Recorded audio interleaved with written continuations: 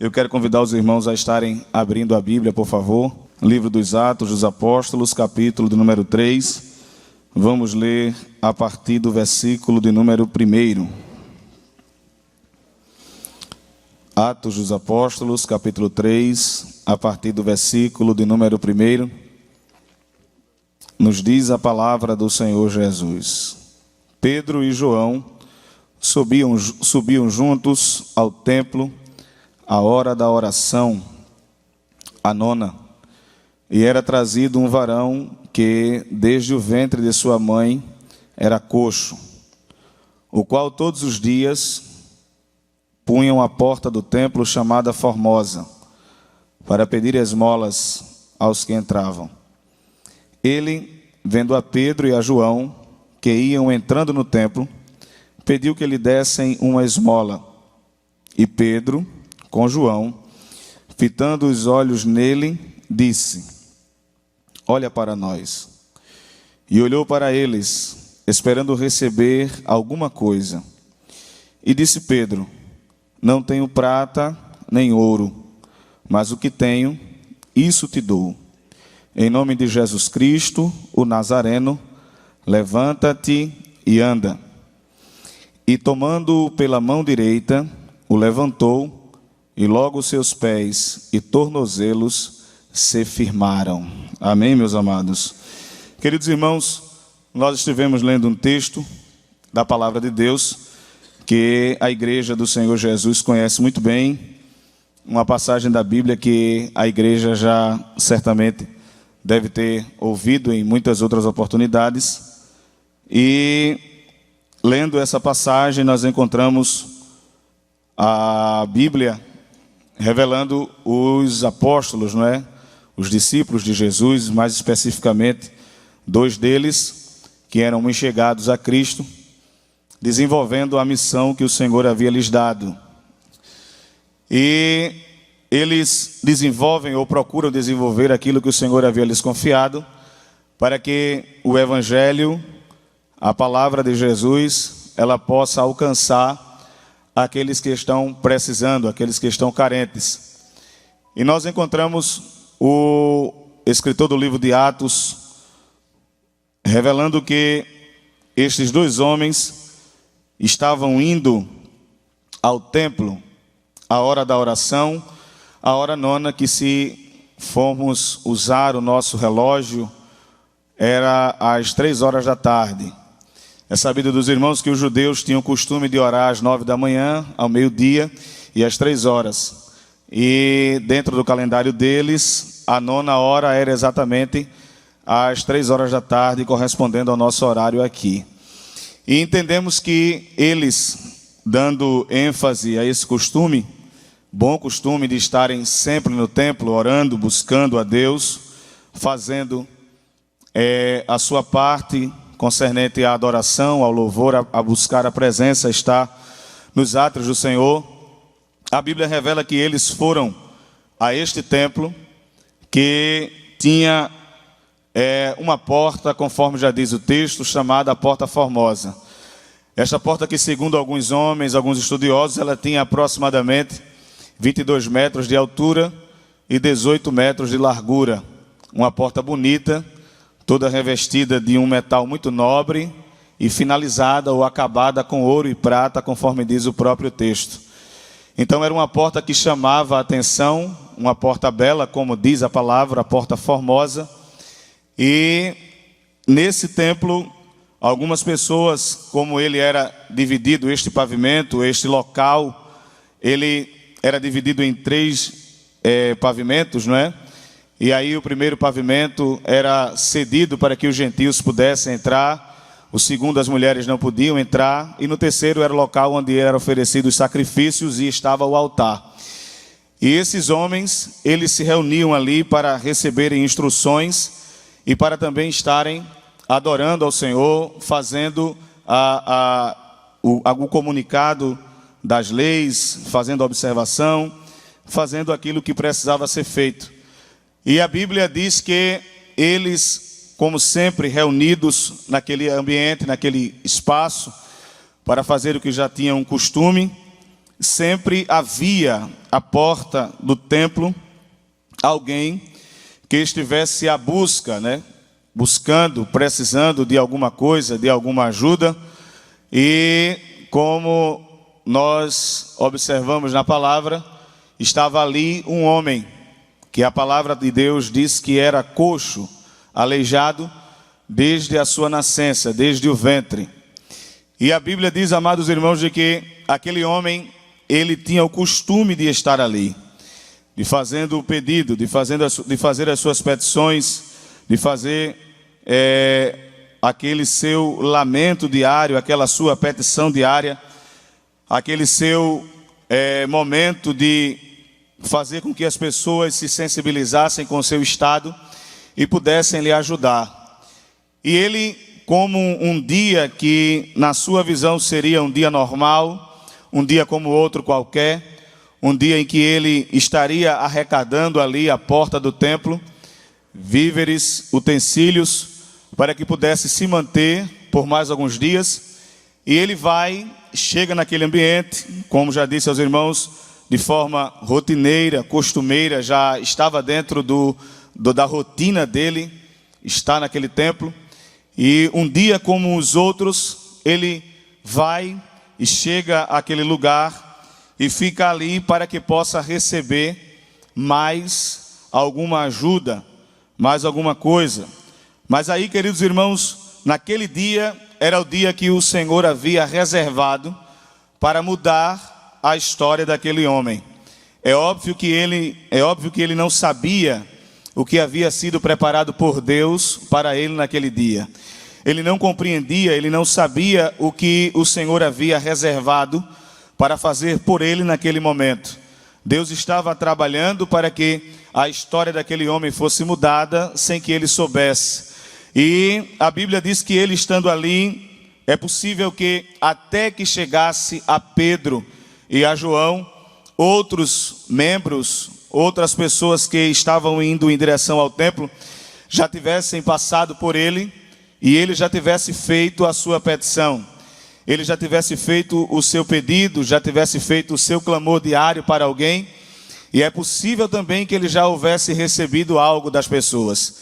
Se nós observarmos, havia uma porta formosa, uma porta bela, uma porta bonita, que chamava atenção, mas nesta porta estava um homem que era pobre, era carente, era necessitado, que não tinha aquilo que as outras pessoas que estavam ali possivelmente possuíam.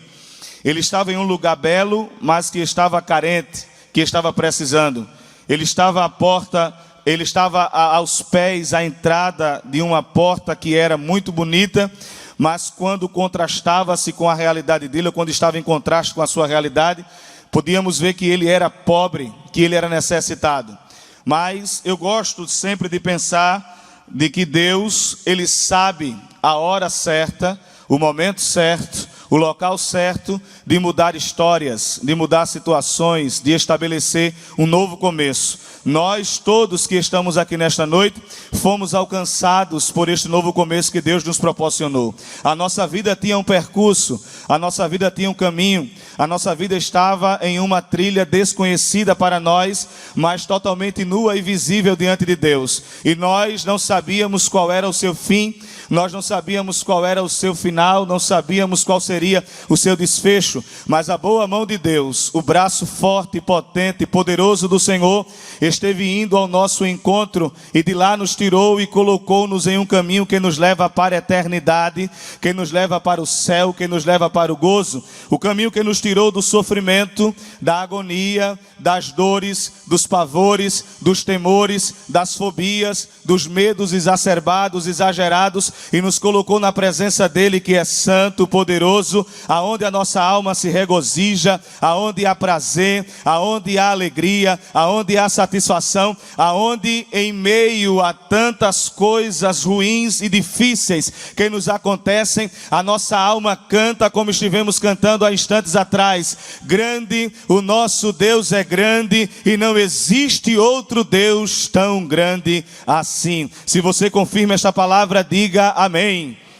E queridos irmãos, aquele homem estava no lugar aonde Deus queria que ele estivesse. Era exatamente o local aonde Deus iria operar o milagre, aonde iria mudar a história da sua vida. E Deus, naquele instante, estaria usando dois homens que estariam criando na mente daquele cidadão, a princípio, uma certa confusão. A Bíblia diz que ele estava ali, não é, na porta do templo, e quando ele já havia feito as suas petições a algumas pessoas que haviam entrado no templo, e como já disse, possivelmente havia arrecadado alguma coisa, e de repente ele se depara com Pedro, se depara com João, que olham para ele, ou melhor dizendo, que o homem olha para Pedro e João. Quando eu digo olha, é fazer a petição, porque nós vamos ver no versículo de número 6, no versículo 4, na verdade, quando eles dizem para aquele homem, olha para nós, que ele para os homens que estão ali, e ele pede a ele para que façam por ele alguma coisa. Ele pede esmolas a Pedro e a João. E a Bíblia diz que aquele homem, como era o costume daqueles que estavam pedindo, como era o costume daqueles que ficavam à porta do templo, eles não tinham o vício, eles não costumavam olhar para aqueles que chegavam. Isso era em muitas das vezes um sinal de vergonha pelo estado em que eles estavam. Eles pediam de cabeça baixa e com a mão erguida, entendendo que eles não tinham condições de olhar, de perceber as pessoas que estavam à sua volta. Para eles era constrangedor olhar para aqueles que estavam lhe dando o dinheiro, lhe dando a esmola, lhe dando o alimento, ou seja lá qual fosse a beneficência que as pessoas fossem fazer para eles. Eles não tinham essa vontade de olhar. E a Bíblia diz que ele pede a Pedro e a João que faça por ele alguma coisa. E ele, quando faz a petição, ele ouve da voz dos dois discípulos a seguinte frase: olha para nós. Quando aquele homem escuta a voz dos discípulos dizendo a ele, olha para nós, ele de pronto, talvez na sua mente, ele cria uma confusão, ele começa a observar e talvez ele se pergunte a si próprio naquele espaço, naquele pouco espaço de tempo que tinha ali, por que esses homens querem que eu olhe para ele? Por que eles querem que eu perceba eles, esteja atento a eles? Ninguém nunca falou comigo aqui dessa maneira, ninguém nunca me deu atenção como eles estão me dando, ninguém nunca pediu para que eu estivesse olhando para eles. Isso já era o Senhor trabalhando para dizer assim a ele: este dia é o dia diferente, este momento é um momento diferente. Olhe, queridos irmãos, me permita abrir um parêntese para compartilhar com você aqui nesta noite. Deus não faz pelos homens aquilo que eles podem fazer por si próprio. Deus só faz aquilo que o homem não tem condições de fazer, aquilo que o homem não pode fazer. Deus gosta, Jesus de Nazaré gosta de assumir problemas insolúveis a olhares humanos. Quando você escutar de alguém dizendo assim, não tem mais jeito, ninguém mais resolve, ninguém mais tem a solução, ninguém mais consegue resolver, se prepare, porque Deus vai chegar, porque Jesus vai chegar, Ele vai resolver. Quando as pessoas chegarem para você e disserem, ô fulano, ô fulana, desiste disso, abre mão disso, não tem mais jeito, isso não vai se resolver, a boa mão, o braço forte, a ação de Deus, ela virá em teu benefício e todos entenderão e talvez até perguntarão a você o que aconteceu, o que foi que houve, e você vai dizer, foi Ele. Quando você diz que não tem mais jeito, Ele chega e diz, ainda tem jeito, aleluia. Quando o homem, ele assume e diz assim, Jesus, eu cheguei no último estágio, eu cheguei e já usei o meu último recurso. É possível que você tenha vindo a este culto, ou esteja em casa, ou aonde você estiver ouvindo este trabalho nesta noite, você tenha escutado ou proferido essas palavras, não tem mais jeito, não tem mais solução. Eu quero dizer a você nesta noite, pela autoridade que há na palavra do Senhor Jesus Cristo, tem jeito sim, tem saída sim. A última palavra, ela sai da boca de Deus. Quem ainda dá o veredicto final é Ele, é Ele, é Ele quem diz, eu tenho ainda uma saída. Oh, glória a Deus! Aquele homem para e diz: como é que pode? O que eles querem comigo? Para que estão pedindo para que eu olhe para eles? O que irão fazer? Será que querem zombar de mim? Será que irão me dizer assim: levanta daí, vai fazer alguma coisa, vai dar entrada em algum benefício, vai buscar algum recurso? Oh, aleluia! Mas Deus estava trabalhando para abençoar aquele homem. Jesus estava operando, oh glória a Deus. Jesus estava agindo, glória a Deus. A Bíblia diz em Marcos capítulo 16 e o versículo 18, lá no final a Bíblia diz assim, quando o Senhor disse aos discípulos: e imporão as mãos sobre os enfermos e os curarão. Quem estava diante daquele homem não era Jesus, mas eram os seus discípulos. Jesus disse: eis que vos dou poder, eis que vos dou autoridade. E os discípulos estavam ali imbuídos dessa autoridade, imbuídos desse poder, deste comando. Quando os discípulos disseram para aquele homem: olha para nós, e o homem se volta, levanta a cabeça, olha para Pedro e olha para João, esperando receber deles alguma coisa, esperando receber deles, dizendo assim: eu acredito que ele poderia pensar, dizendo: esses homens querem me ridicularizar de mim, zombar de mim, dizer alguma coisa para que eu vá buscar algum recurso. Mas também é possível que ele pensou: pronto, agora eu vou receber a maior oferta, eu vou receber o maior pedaço de ouro, o maior pedaço de prata. Aí Pedro e João, Pedro abre a boca, olha para eles assim: olha, nós não temos prata e nem temos ouro. Aquele homem para novamente e disse: então para que mandou levantar a cabeça? Se vocês não têm prata, se vocês não têm ouro, para que eu vou levantar a cabeça? Prata e ouro, aqueles que passaram por aqui estavam cheios dele, tinham muito e já te deram. Prata e ouro é recurso humano, mas o que nós temos, isto nós te damos. Oh glória, aleluia. Você pode glorificar a Jesus nessa noite? Se você sente a presença dele, você pode dar um glória a ele aí. Oh, aleluia, Jesus está presente entre nós nessa noite. Para que vocês estão pedindo para que eu levante a cabeça? Aí eu levanto a cabeça e vocês olham para mim e dizem assim: eu não tenho prata e nem tenho ouro. Para que foi que eu levantei a cabeça? Eu não tenho prata e eu não tenho ouro. Era como se em rápidos instantes ali na mente daquele homem passasse um flash dizendo: eu preciso de dinheiro para comprar comida, para comprar medicamento, para trocar o colchão da cama, para pedir para que as pessoas me tragam aqui. Eu preciso de recurso, eu preciso, aleluia, de que alguma coisa seja feita por mim materialmente. Eu preciso de ajuda, eu preciso que alguém faça por mim alguma coisa. E vocês dizem a mim que não tem prata, que não tem ouro, que não podem fazer nada. Então para que vou levantar a cabeça? Aí a frase continua e Pedro diz assim: mas o que nós temos, isto nós te damos em nome de Jesus, o Nazareno. Aleluia. Ele estava dizendo: o ouro e a prata é corruptível, desaparece, você ganha hoje e amanhã falta. Mas Jesus veio resolver o problema, não foi de forma superficial, não foi por cima. Ele veio sanar o problema na raiz. Ele veio tirar você da dependência, ele veio tirar você da porta do templo, ele veio tirar você daqui, para que as pessoas não lhe ridicularizem mais, não zombem mais de você. Ele está dizendo: em nome de Jesus, o Nazareno, levanta-se, levante-se, pegue a sua cama e ande. Ele estava dizendo: o que eu estou lhe dando é mais valioso do que ouro, é mais valioso do que prata, nenhum recurso humano compra. Mas Jesus está lhe dando: se levante, se levante, se levante, pegue a sua cama e siga o seu caminho. Jesus estava libertando o homem daquela prisão. Jesus estava tirando ele daquela dependência da boa vontade das pessoas.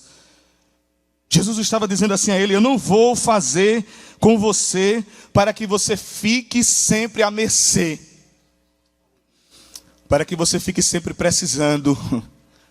Eu vou resolver na fonte do problema. Eu vou lhe dar liberdade para você andar. Eu vou lhe dar liberdade para você fazer o que você precisa fazer.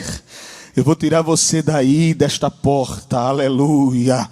Eu vou tirar você daí desse estado, oh glória. E os discípulos disseram assim: olha, não é no nosso nome. Eu não estou pedindo para que você fique em pé no meu nome. Eu estou usando o nome que é sobre todo o nome, conforme escreveu Paulo na carta aos Filipenses, que ao ecoar, ao se falar, ao pronunciar deste nome, se dobre todos os joelhos daqueles que estão no céu, na terra e debaixo da terra. O nome de Jesus é irresistível. Eu me permita aos irmãos, aqui o versículo 7 diz que quando eles disseram em nome de Jesus o Nazareno, levanta-te, toma a tua cama e anda. Aí o versículo 7 diz, e tomando pela mão direita, o levantou, oh aleluia. E quando o nome de Jesus foi pronunciado, o texto diz muito claramente que os seus pés e tornozelos se firmaram. Vamos imaginar aqui, meus queridos irmãos, que os pés atrofiados, os pés que estavam ali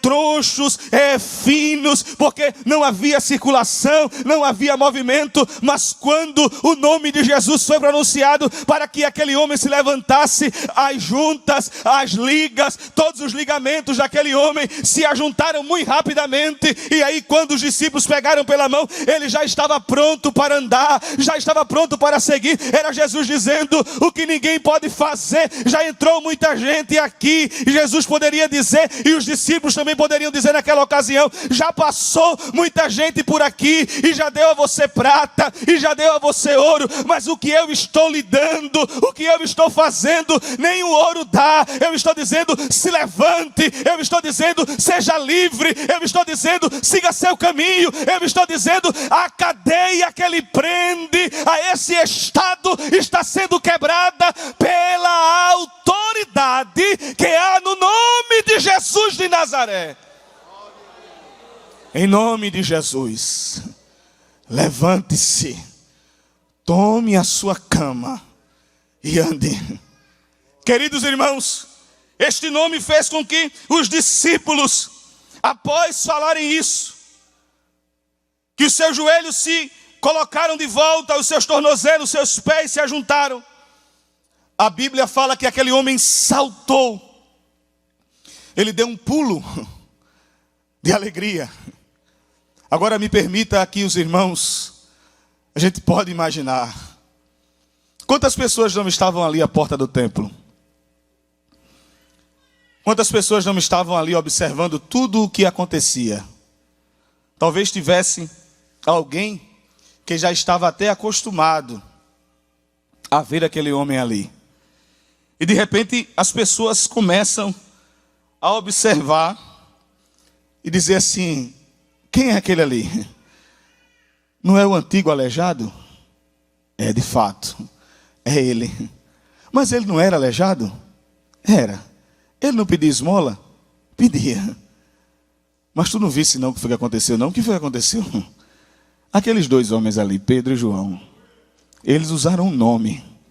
Está lembrado o nome que eles usaram? Aquele de Nazaré, chamado Jesus.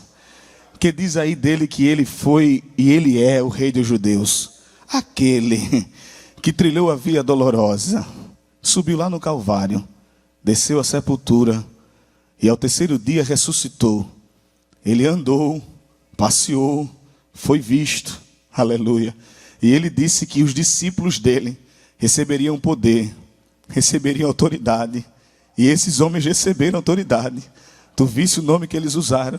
Eles disseram em nome de Jesus, levanta-te. E você viu a dinâmica da coisa, como ela aconteceu, oh aleluia. Todo mundo ficou pasmo, todo mundo ficou olhando, o que aconteceu? O que houve? Aleluia. Deus faz para chamar a atenção mesmo. Deus faz para atrair a atenção mesmo. Para todo mundo olhar e dizer assim, o que foi que aconteceu? Como aconteceu? Quem foi que fez? Vou ter que dizer, foi Jesus. Foi o nome de Jesus. Você pode dar glória a este nome aqui nesta noite? E esse nome Ele tem o poder de agir, de fazer as coisas que nós não temos condições de fazer. Pedro e João mais à frente vão presos por causa disso. Param diante do sinédrio e ficam lá durante um período de tempo. E depois eles são convidados pelos homens a dizerem, e dizem a eles o seguinte: olha, vamos fazer um acordo com vocês aqui. Vocês vão sair daqui, agora vocês não vão mais em canto nenhum, em lugar nenhum, falar disso. Dizer desse nome, capítulo 4 de Atos. E eles olharam para o outro e disseram assim: me diga se é justo obedecer a vocês primeiro do que a Deus. Como podemos ficar calados diante do que temos visto e ouvido? Oh, glória a Deus. Era como se eles dissessem assim: olha, nós não estamos operando estes milagres por nossa força, por nossa vontade, por nosso desejo, por nosso desígnio. Nós não estamos agindo porque nós queremos. Nós somos compelidos, nós somos convocados, nós somos chamados para fazermos aquilo que Jesus determinou que fizéssemos. E sob a orientação dele, nós continuaremos apregoando liberdade aos cativos. Nós continuaremos anunciando o bom e o Salvador Evangelho. Nós continuaremos dizendo a todos que existe um nome que salva, que cura, que liberta, que batiza, que direciona o homem para o céu. Eles estavam dizendo: nós temos autoridade de um nome que liberta a todo e qualquer cativo e prisioneiro. E a igreja do Senhor Jesus que está aqui nesta noite, receba esta palavra em nome do Senhor Jesus Cristo. Quando as coisas da sua vida não fluírem tão bem, quando as coisas da sua vida não estiverem ao seu modo, ao seu jeito, a maneira que você gosta, e as coisas ficarem meio turvas, escurecidas e sem saída, pode clamar. Clame o nome de Jesus, grite o nome dele, e se for cura, ele chega para curar. Se for cadeia, ele chega para quebrar. Se for alguma investida, ele chega para desfazer. Se for arco, ele quebra. Se for flecha, ele desfaz. Se for investida do diabo, ele levanta a sua voz e diz: eu sou o leão da tribo de Judá, o Jesus, o Filho de Deus, o Verbo encarnado, que quebro, que refaço, que desfaço e que opera o milagre, para que todos entendam que o meu nome tem poder, que o meu nome tem poder. Eu sou Jesus, aquele que faz o que ninguém pode fazer. Este nome, a exemplo deste texto que nós lemos, ele pode muito bem resolver o teu problema nesta noite. Você crê nisso? Você crê que quando você pronunciar o nome de Jesus lá no seu trabalho, as coisas se estabilizarão? Você crê que quando você clamar o nome de Jesus no seu casamento, a paz reinará? Você crê que quando você clamar o nome de Jesus lá na sua sala, na sua escola, na universidade, as trevas se dissiparão? Porque tem que se cumprir o que a Bíblia disse: este nome, todo joelho se dobra e toda língua confessa. Só tu és o Senhor, só tu és o Senhor, só tu és o Senhor. Glorifique ao nome do Senhor Jesus nessa noite. Este nome tem poder. Este nome tem poder. Oh, aleluia, aleluia, aleluia. Este nome tem autoridade.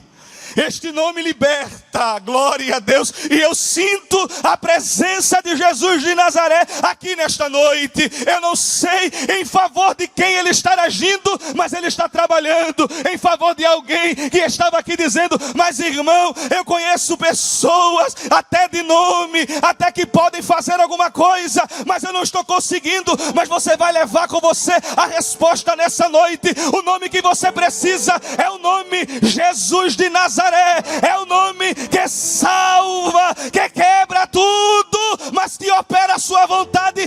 Este nome resolve o que você não pode resolver. Este nome, este nome apazigua a alma atribulada. Este nome tranquiliza o espírito conturbado, perturbado. Este nome chega com paz, com tranquilidade, com milagre. Oh, aleluia. Este nome faz o que você não tem condições de fazer. O homem, quando ouviu Pedro e João dizerem assim: nós não temos prata, aleluia, e nem temos ouro, mas o que nós temos, isto nós te damos, em nome de Jesus Cristo o Nazareno, levanta-te. Oh, aleluia. Esse nome estremece as bases da maldade. Esse nome faz o adversário recuar quando ele vem contra nós. O adversário prepara as suas ciladas, arma as suas setas, os seus laços, dardos inflamados para lançar contra nós e tentar nos atingir. Mas aí a gente clama lá do final do poço, às vezes do final do túnel, a gente grita: Jesus de Nazaré, e é como se um montão de luz resplandecesse sobre nós, e todas as armadilhas e todos os dardos que estavam ocultos, que estavam escondidos, começam a ficar visíveis. É Ele dizendo: o meu nome traz à tona aquilo que está sendo preparado em secreto para a destruição. O meu nome baratina os projetos do adversário. O meu nome desfaz a atuação do adversário. O meu nome resolve a dificuldade, a provação, a tempestade, a adversidade, a cura, a agonia, o lamento. O meu nome resolve. Creia que o nome de Jesus tem poder para fazer aquilo que você não pode, em nome do Senhor Jesus Cristo.